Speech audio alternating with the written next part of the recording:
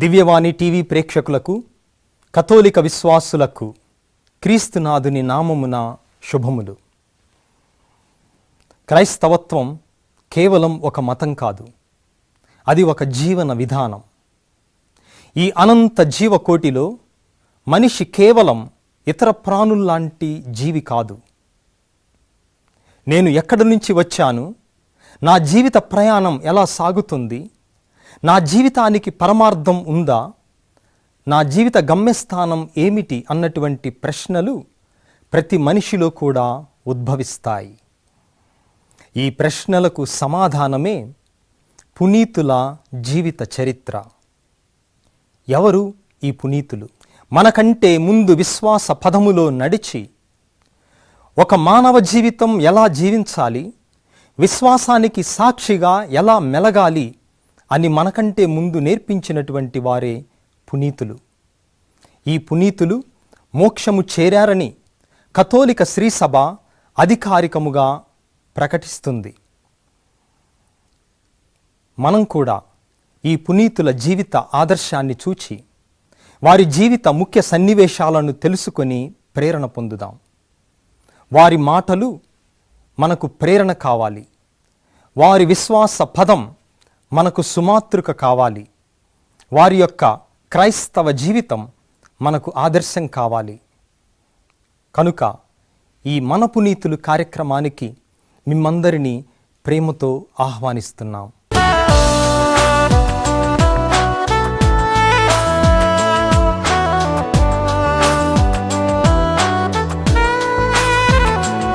క్రీస్తునాథుని యందు ప్రియమైన సహోదరి సహోదరులారా, కథోలిక విశ్వాసులారా, మీ అందరికీ ప్రభు క్రీస్తు నామమున శుభోదయం. ఈరోజు ఫిబ్రవరి 23వ తేదీ. తల్లి తిరుసభతో మనందరం సంతోషిస్తూ పునీత పోలికార్పు గారి పండుగను కొనియాడుతూ ఉన్నాము.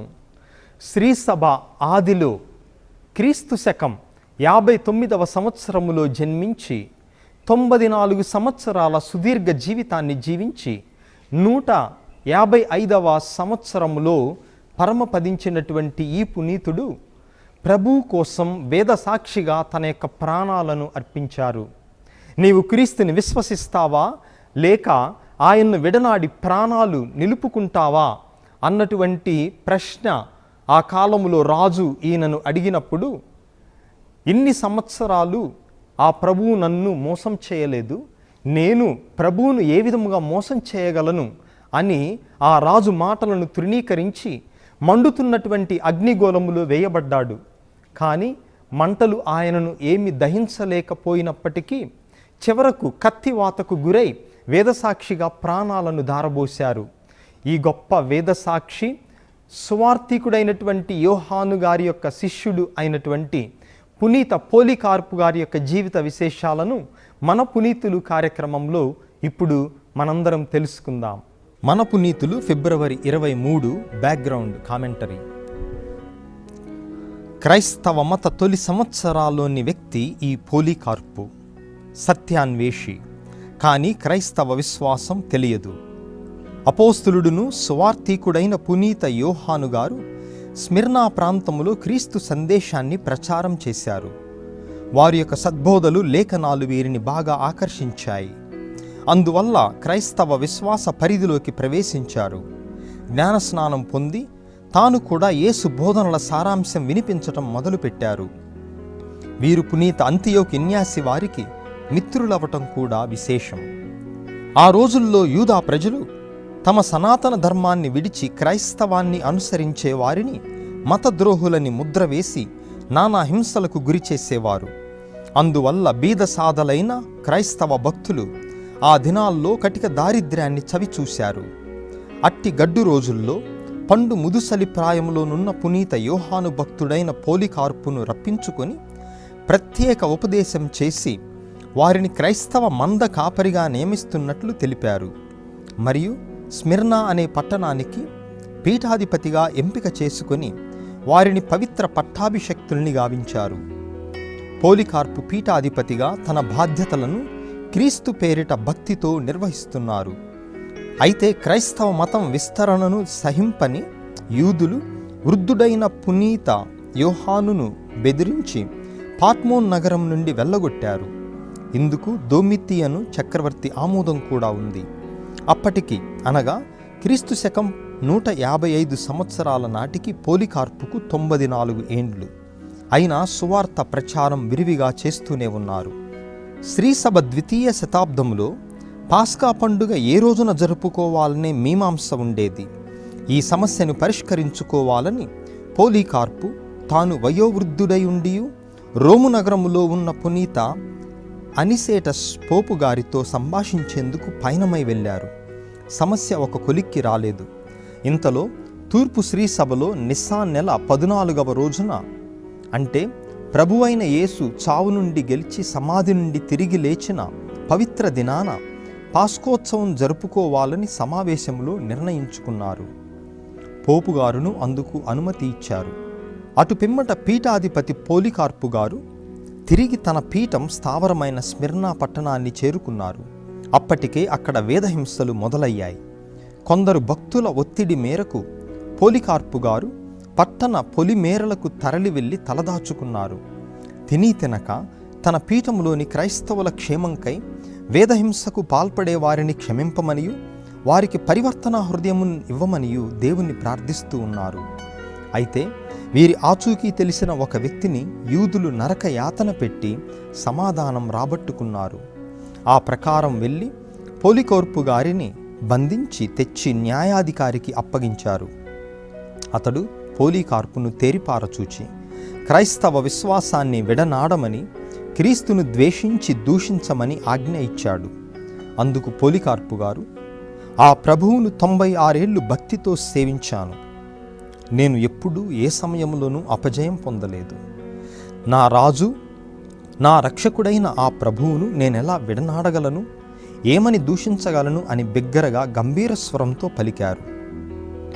అందుకు నిలువెల్లా కంపరమెత్తిన న్యాయాధికారి సహనం కోల్పోయి పోలికార్పు గారిని నగర స్టేడియంలో అందరికీ కనపడేలా మండుచున్న అగ్నిగుండంలో సజీవంగా పడవేసి క్రూరంగా కాల్చి చంపమని ఆదేశించాడు. వెంటనే పోలికార్పు గారు తాను గాఢంగా నమ్మిన త్రిత్వైక దేవుని కీర్తిస్తూ ప్రార్థించటం ప్రారంభించారు. భటులు వారి పెడరెక్కలు వెనుకకు మడచి కట్టివేశారు. వారు తమ కడపటి దీన ప్రార్థనను ముగించి ఆమెన్ అనే వరకు ఓపికతో ఉండిన భటులు ప్రార్థన ముగిసిన వెన్వెంటనే పోలికార్పు గారిని అగ్నిగుండములోకి నెట్టివేశారు. పెద్ద పెద్ద మంటలు ఎగసిపడుతున్నాయి. కానీ ఆశ్చర్యంగా అవి పోలికార్పు గారి ఒంటిని అంటజాలకున్నాయి. భీతిల్లిన క్రూర భటులు తెప్పరిల్లుకొని ఆ భక్తునిపై బలమైన కత్తివేటుతో తల నరికి కడతీర్చారు. సుస్థిరమైన భక్తితో క్రీస్తు విశ్వాసం కోసం పోలికార్పు గారు సుమారు 155వ సంవత్సరంలో తమ నిండు ప్రాణాలర్పించారు. అన్యాయంగా ఏ పాపం మెరుగని పీఠాధిపతిని గొర్రెపిల్లలా తెగ నరికివేశారు. వీరి బలమైన వేదసాక్షి మరణోదంతం గురించి విశ్వాస జనులు ఒక కరపత్రం ముద్రింపచేసి శ్రీసభ ప్రజలందరికీ తెలిసేలా ప్రచారం చేయటంతో వీరి అపార క్రీస్తు భక్తి ప్రపంచానికి తేటతెల్లమైంది. శ్రీసభలో కదలిక వచ్చింది. ఈ విధంగా ప్రభువు కోసం ప్రాణాలర్పించిన ప్రతి భక్తుని ప్రత్యేక విధంగా గౌరవించాలని, వారి అవశేషాలని పవిత్రంగా భావించి భద్రపరచాలని, స్మారక చిహ్నాలతో వారిని హతసాక్షులుగా గుర్తించాలని శ్రీసభాధిపత్యం వారు ఆజ్ఞ ఇచ్చారు. పునీత పోలికార్పు గారి మధ్యవర్తిత్వమున వేడుకొనుట ద్వారా అద్భుత విధముగా చెవిపోటు, చెవి సంబంధ వ్యాధులు స్వస్థపడుతున్నాయని భక్తులు నమ్ముతున్నారు. ఈ గొప్ప మహనీయుణ్ణి మన కోసం వేడుకోమని ఇప్పుడు ప్రార్థిద్దాం. ప్రార్థించుదము. ప్రభువా, ఈరోజు కథోలిక తిరుసభలో ఆదిలో తిరుసభను కాచి కాపాడటం కోసం, మీ యొక్క వాక్కును ప్రకటించటం కోసం తమ యొక్క రక్తాన్ని ధారబోసి చిందించినటువంటి పునీత పోలికార్పు యొక్క జీవితం ద్వారా మాకు ప్రేరణను ప్రసాదించినందుకు మీకు కృతజ్ఞతలు తెలియపరుస్తూ ఉన్నాము.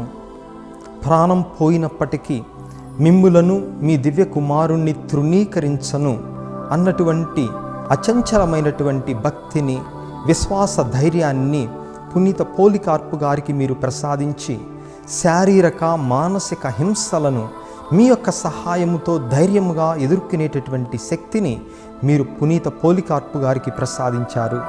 మేము కూడా వారి యొక్క అడుగుజాడల్లో నడుస్తూ కఠిన సమయంలో, పరీక్షా సమయంలో మేము మా విశ్వాసాన్ని, మీ ప్రేమను మరచిపోక వదిలిపెట్టకుండా మిమ్ములను అంటిపెట్టుకొని కడవరకు విశ్వాస పదములో నడిచే విధముగా మమ్ములను దీవించి ప్రేరేపించమని మా నాథుడును మీ కుమారుడైన క్రీస్తు ద్వారా ఈ మనవి చేయుచున్నాము.